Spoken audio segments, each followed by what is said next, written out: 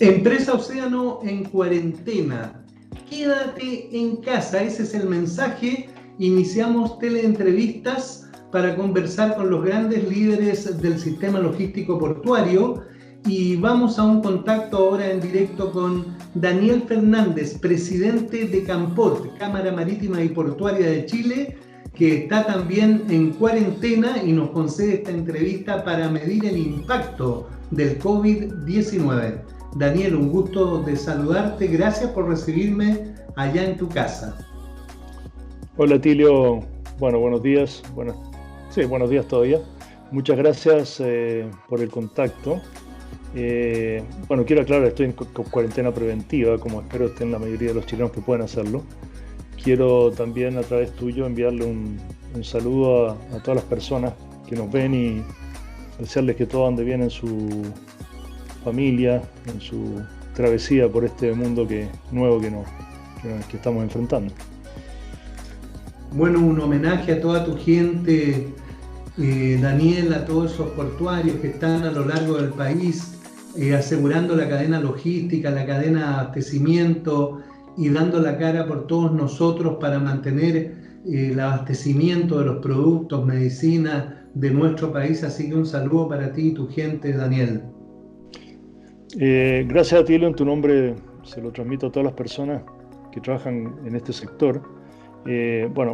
Como tú sabes bien, el 96% de los productos que se importan y exportan en Chile son por vía marítima, por lo tanto es fundamental, es una área estratégica para mantener el abastecimiento del país y algún nivel de exportaciones en la medida que podamos hacer. Evidentemente las exportaciones van a bajar producto de que hay menos actividad económica, la gente no puede llegar a ciertos lugares, etcétera, y se va a privilegiar seguro además el consumo interno. Pero sí necesitamos mucho de las importaciones. Nosotros consumimos, como lo hemos dicho otras veces, más de un 80%, 90% productos que vienen de afuera. Y claro, la llegada de naves es el primer contacto que tienen seres humanos chilenos con seres humanos que vienen a bordo en las tripulaciones. Y ese primer contacto es el que hay que cuidar y tener mucha cautela y proteger y seguir protocolos sanitarios muy, muy estrictos para evitar eventuales contagios. Daniel, ¿cuántos puertos existen aproximadamente en Chile y cómo está operando el sistema portuario? Bueno, puertos que sean socios nuestros, operadores, puertos, etcétera, son más de 40. Es difícil, hay puertos que son de carga general, hay puertos que son mineros, hay puertos específicos, ¿no es cierto?, para pesca, entonces son una variedad enorme. Y es natural, nuestra forma de comunicación con el mundo es el mar, porque con la cordillera al otro lado es difícil hacerlo por transporte terrestre, y por lo tanto son elementos clave. Ahora, ayer, ¿no es cierto?, tuvimos el primer día de toque de queda, y el turno de la noche se hizo con normalidad, debido a que hubo bastante facilidad para obtener los salvoconductos, y además, los trabajadores portuarios tienen credenciales especiales. Así que tuvimos total normalidad dentro de la contingencia, todo un poco más lento porque los trabajadores tienen que entrar a la faena, ¿no es cierto? Ojalá no en grupos grandes. Está el tema del transporte también para los trabajadores, que se tiene que fumigar, ¿no es cierto?, cada vez que se usa. Hay protecciones, mascarillas para todos ellos que se transportan. Dentro de los recintos portuarios, además, los trabajadores eventuales que antes firmaban en grupo, ¿no es cierto?, y un papel, ahora se hace firma electrónica. Ha habido una gran coordinación con las autoridades de salud, de transporte, de PDI, de la Armada, de todas las instancias que participan para abordar esta crisis con mucha cautela. Ahora, es inevitable que tengamos eventualmente personas contagiadas, ¿no es cierto? Pero ojalá no sea producto de la operación en el puerto y ojalá sean las menos posibles, como estamos buscando todos. Pero esta es una operación que no se puede detener. Y no solo la portuaria, toda la cadena logística, hasta la última milla para llegar con productos a los hogares. Deduzco por lo que dice Daniel que los 3 turnos entonces estarían operando esto como 24/7. Exactamente, porque esta es una industria que opera 24/7, las naves llegan cuando llegan y en ese momento, ¿no es cierto?, hay que rápidamente descargar para que la nave pueda seguir su itinerario, y al descargar tiene que haber unos camiones o unos vagones ferroviarios que recojan esos contenedores o la carga que sea, la saquen del puerto rápidamente para tener despejado y luego entonces estos contenedores van a los sistemas logísticos de distribución. Lo mismo en el sentido inverso con las exportaciones, ¿cierto? Tiene que llegar un camión just in time a un borde costero, un frente de atraque, y entregar su producto a la nave rápidamente. Ahora, evidentemente la operación está un poco más lenta, en los cambios de turno, tratamos de que no haya, ¿no es cierto?, demasiado contacto. A veces pasa, y ha pasado, y pasará, que el capitán de la nave dice: tengo un tripulante sospechoso, ¿no es cierto? Y entonces hay un protocolo en que entra primero el servicio de salud con la Seremi, con un médico especialista, hace una evaluación, y luego, si las condiciones están ok, sube el práctico y hace la faena. O eventualmente, si la persona efectivamente tiene sospecha de contagio, entonces esa persona es aislada, baja con todos los protocolos, va a una sala especial dentro del recinto portuario y luego entonces se deriva a un sistema de salud. Por eso decíamos nosotros la otra vez que no tiene sentido cuarentenas de buques ni de carga. Lo que tiene sentido es ver si las tripulaciones están sanas o no, y si hay algún problema, bueno, aislar a esa persona y no a todo el buque. Daniel, en la última vez que conversamos nos contabas que ya el año pasado venía con una caída en el sector a raíz de la llamada guerra comercial. Se sumó luego el llamado estallido social y ahora nos cae encima esta pandemia. ¿Y cómo cerró el año 2019 con las cifras portuarias? ¿Y cómo ves que viene la cosa con esta ralentización del sector? Bueno, hubo tipos de productos que cayeron, otros incluso que aumentaron, pero en términos promedios entre 7 y 10% son las caídas, tanto en volumen como en valorización, en dólares, de toda la suma de exportaciones e importaciones. La principal fue caída en importaciones. Ahora, como tú bien dices, hay tres olas traslapadas, ¿no es cierto? La primera fue la guerra comercial y la declinación del comercio de China. Eso afectó el movimiento de carga. Luego vinieron, ¿no es cierto?, el conflicto social en octubre, que afectó la logística nuevamente y la producción, y nuevamente hubo una caída. Y ahora viene el coronavirus, que los efectos son recientes y difíciles de predecir. Si tú piensas en Chile, realmente llevamos 20 días, por decir así, digamos, de cuidados, como de crisis concreta con contagiados. Entonces, pero evidentemente eso va a provocar un efecto. Va a ser muy difícil, yo diría imposible, estadísticamente, aislar los tres fenómenos, porque no sabemos bien. Si hay menos carga, podemos saber cuánta carga llegó de alguna manera a Chile por periodo, pero no sabemos si esa carga, la que no llegó, obedece a un problema de coronavirus en China o un problema de guerra comercial. En el caso del conflicto de octubre, ese es un tema interno, es decir, en qué medida ese conflicto afectó la operación logística, entonces dificultó, ¿no es cierto?, los transbordos de mercadería, y en qué medida también esa crisis afectó la producción local. Eso uno podría, de alguna manera, visto así, no sé si aislarlo, pero en algún plazo, digamos, poder tener un número. Daniel, quería aprovechar también tu experiencia como consultor y experto en esto de la teoría evolutiva cultural. ¿Cómo nos cae este fenómeno encima? ¿Cómo salir adelante? Leí un artículo en el Mercurio que escribiste y algo decías que el individualismo es el peor enemigo, la solidaridad, el comportamiento colectivo pueden ser la salvación. Tú, como experto en esta área, ¿qué nos podrías decir? Mira, a ver, esto no es personas contra personas, aislamientos, cierres, esto es humanidad contra virus. Y este no es el primer virus ni será el último. Por lo tanto, creo, primero, que hay que empezar a pensar, a incorporar en las proyecciones, incluso en los modelos de negocio, que estos fenómenos ya no son cisnes negros, como dice Talib, ¿no es cierto?, sino que son ya fenómenos que empiezan a repetirse con un periodo de 5 años. Me acuerdo de la sequía, cuando se habló, bueno, este es un año de sequía, bueno, este otro año de sequía, bueno, ¿sabes qué? Tenemos sequía. Ok, ¿ya? Tenemos 10 años de sequía, ya la sequía es un elemento que hay que incorporar, ¿no es cierto?, en las proyecciones, las planificaciones de todo el mundo. Entonces, vamos a tener que incorporar el tema biológico, ¿no es cierto?, como un tema no ya teórico, lo científico. Hay que sentar los científicos en las mesas de los directorios cuando se hacen los planes estratégicos, hay que sentar a los científicos, ¿no es cierto?, dentro del gobierno, en los gabinetes ministeriales, y los científicos en el Parlamento.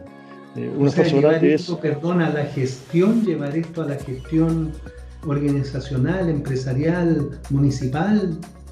De todas maneras, como fue también el conflicto de octubre. ¿Cuál es el mayor, de alguna manera, riesgo o efecto que puede tener hoy día en los resultados de las compañías?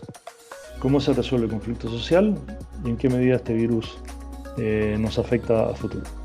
¿Ya? Bueno, también la producción, también en la logística, también todo lo otro, pero son dos factores fuertes y en los directorios ya está empezando a hacerse de repente visitas de analistas políticos para el primer punto, todavía no expertos epidemiológicos, pero además hay mucha incertidumbre, yo sé, pero en encuentros del futuro, en el Congreso del Futuro, eso es lo que se intenta, acercar la ciencia a las decisiones de gestión y a las políticas públicas. Y hemos tenido científicos destacadísimos, que ha habido gente viéndolo y todo, pero no necesariamente gente del mundo empresarial. Ahora, respecto del manejo de la crisis misma, lo que yo trataba de destacar en esa nota que hablabas tú es que los países tienen culturas muy distintas. Vimos cómo resolvió China su problema. Hay un factor, por ejemplo, en China no hay privacidad de datos, ni de caras. Nadie se le ocurriría decir quiero respetar mi privacidad, ya sea porque el régimen es un tipo de régimen que no lo permite, ya sea porque la gente ve ventajas. No sé si puedo extenderme un par de minutos, pero en China, si tú vas en un vagón de metro, hay cámaras, hay 200 millones de cámaras en China, y por lo tanto en todas partes, si uno suma todo adentro, fuera del edificio, etcétera.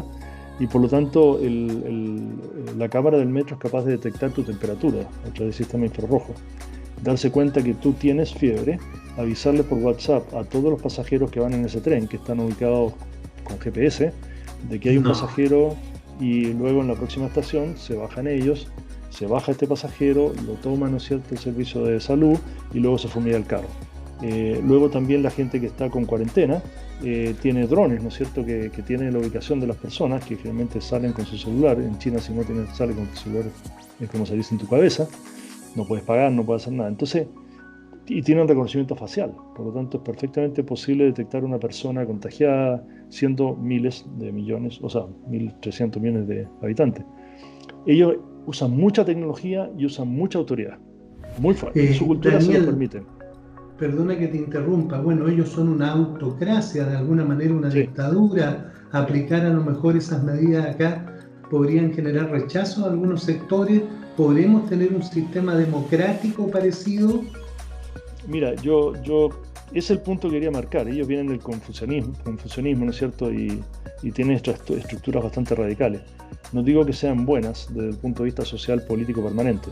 En coyunturas como esta son muy eficaces. Entonces, hay un trade-off también, ¿no es cierto?, en ambas cosas. Ahora, si tú te vas a Alemania tiene una forma cultural completa y absolutamente distinta, un método más cooperativo, más abierto, con aceptación de la inmigración, con apertura política, con debate, ¿no es cierto?, y con científicos que están también debatiendo abierta y libremente, no son castigados por poner cosas en las redes. Entonces son culturas distintas. Pero yo lo que quería marcar ahí es que aquellos sistemas que tienen características más individualistas y competitivas van a tener menos éxito, porque este es un trabajo colaborativo de humanos contra un virus. Y si nosotros tratamos de salvar nuestra posición individual o mantener nuestras libertades finalmente, respecto a los demás, estamos haciendo un daño. Entonces, dos elementos claves: colaboración y respeto, Daniel, por el otro. Estuvo este caso de un joven contagiado que, sabiendo que estaba contagiado, viajó al sur a una fiesta y contagió a varios. Y hace un rato en la televisión han dado la noticia de una persona, un joven que fue detectado positivo y le estornudó en la cara al doctor, y lo mismo hizo contra el personal médico en una señal de protesta. Es decir, nuestra idiosincrasia está bien complicada. Sí, Atilio, pero yo diría que esos dos casos creo que son un poco aislados, creo que no son representativos necesariamente. El primer caso de una inconsciencia, una responsabilidad absoluta, que creo que merece tener algún castigo, digamos. Y en el segundo caso ya es un problema, yo creo, más bien psicológico. Es una persona que hace eso es capaz de hacer muchas otras cosas. Entonces creo que son Y en desviaciones. los chilenos, ¿tú no crees que esto sea lo general? No, estos extremos no es lo general, pero sí costó mucho que la gente tomara conciencia de que tiene que hacer dentro de lo posible cuarentena preventiva. Lamentablemente hay muchas personas que no la pueden hacer. Si tú miras el fenómeno que sucedió en el metro de Santiago hoy día en la mañana y en el transporte público, ¿no es cierto?, en todo el país, bueno, son personas que están a bordo de un bus en una condición cerrada, ojalá abran harto las ventanas, todavía estamos en verano por suerte, digo, por lo menos temperatura, pero es una condición de hacinamiento durante un buen rato, durante una buena cantidad de tiempo, es un foco de contagio. Y lamentablemente esa gente no tiene muchas alternativas y además hay industrias y servicios que tienen que mantenerse funcionando porque si no el caos, ¿no es cierto?, y la situación en las ciudades puede ser peor. Eh, pero los chilenos no tenemos una estructura de pensamiento, de paradigmas precisamente colaborativa. Estamos en un mundo de revolución industrial, ¿no es cierto?, un sistema capitalista que tiene muchas ventajas, pero tiene este problema, ¿no es cierto?, cada uno se rasca con sus uñas, competimos entre nosotros, el mejor obtiene éxito, etcétera. Entonces, remar contra ese sistema es muy complicado. Y luego está también el sistema de reglas. Cuando hay gente que se va casi de veraneo, un fin de semana, ¿cómo puede ser que tenga que venir la autoridad a decir, oye, el martes se vuelven todos? No puede ser. Ahí falta conciencia, pero por lo menos la autoridad ya, ok, impone una regla que ojalá respetemos. En este sentido, Daniel, ¿qué llamado le harías tú a las empresas que alberga la Cámara Marítima y Portuaria de Chile, de alguna manera también a los trabajadores, sindicatos, organizaciones que están relacionadas con la Cámara Marítima? Mira, a ver, nosotros a nivel de las empresas mantenemos un contacto fluido permanente 24/7, porque ayer, por ejemplo, cuando se decretó el toque de queda, el tema de los salvoconductos. Entonces nosotros nos preguntamos al gobierno, al Ministerio de Economía, al Ministerio de Transporte, somos parte de la SOFOFA, y distribuimos rápido entre nuestros socios todos los instructivos, los elementos que rescatamos del gobierno. Nosotros de alguna manera hacemos la bisagra, por así decir, con el gobierno. También hemos logrado que la Subsecretaría de Seguridad Social reconozca cuando hay enfermedad coronavirus de algún trabajador de este sector ha sido contraído durante el trabajo, porque la probabilidad de que eso ocurra es más del 90%. Habrá algún caso que lo contrae en su hogar, pero son casos raros, entonces hay ese reconocimiento. También con otros actores y operadores nuestros y de otros sectores hemos conseguido, ¿no es cierto?, que aduana, los famosos BL, los vice, ¿no es cierto?, electrónicamente y no presencialmente.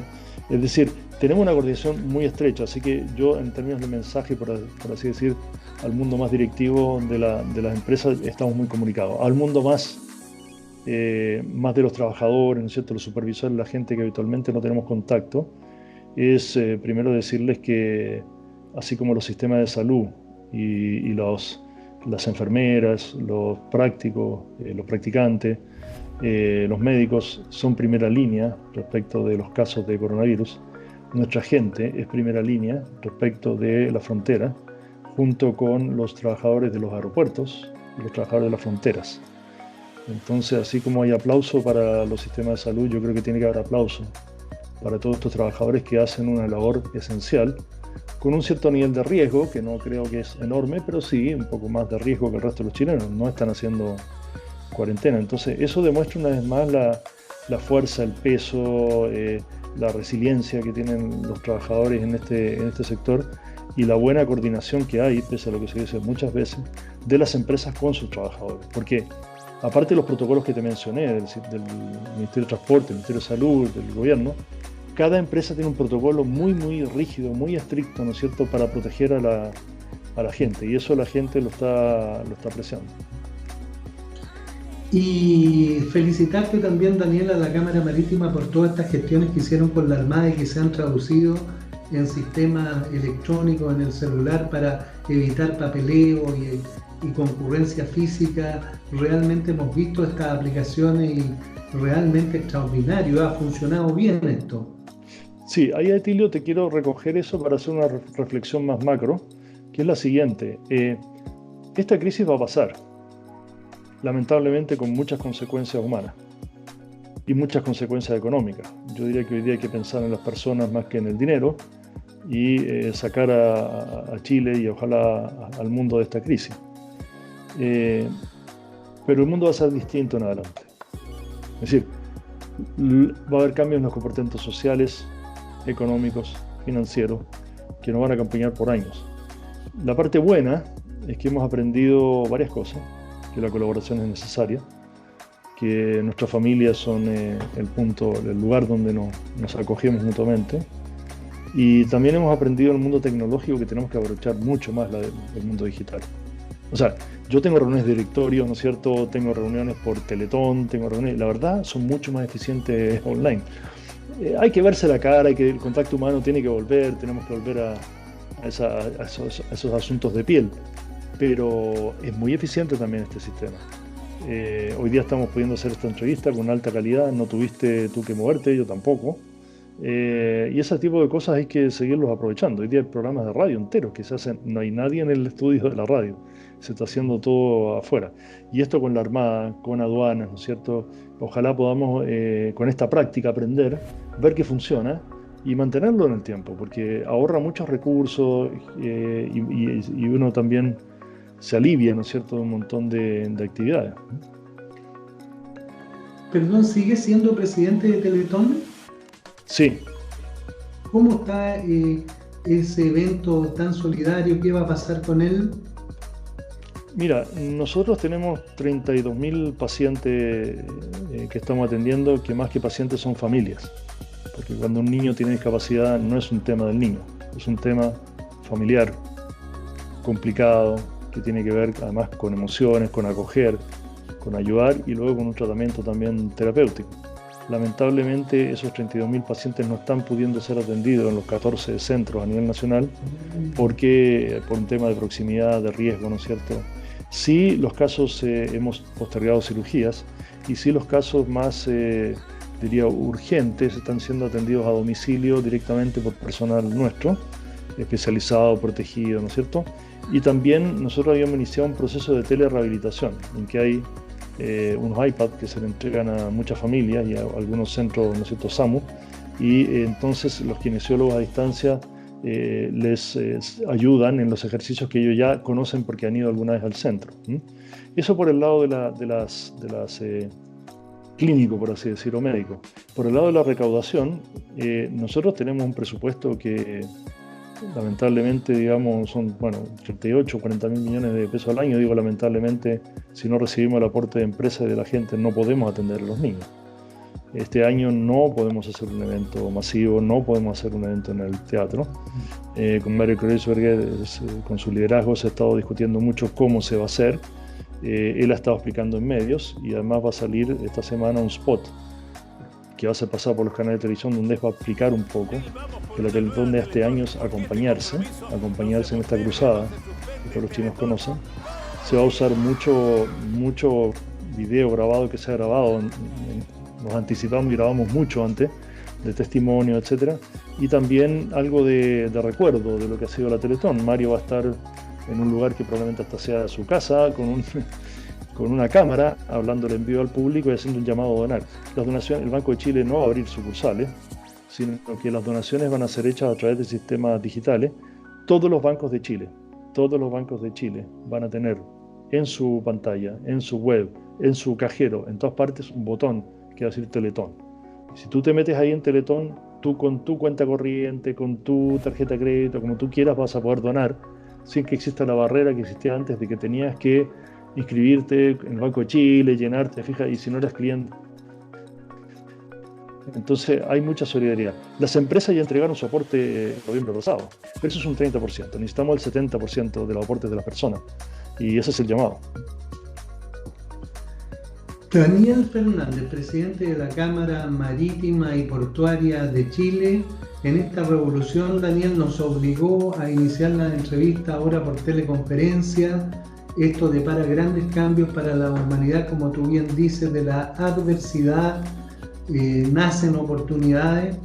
Te reiteramos el saludo para toda tu gente, para todos los empresarios que mueven estos 40 puertos a lo largo de Chile, para sus trabajadores que están en la primera línea asegurando el abastecimiento y para ti personalmente como gran líder de este sector que lo has modernizado y llevado adelante, así que te agradecemos enormemente este contacto.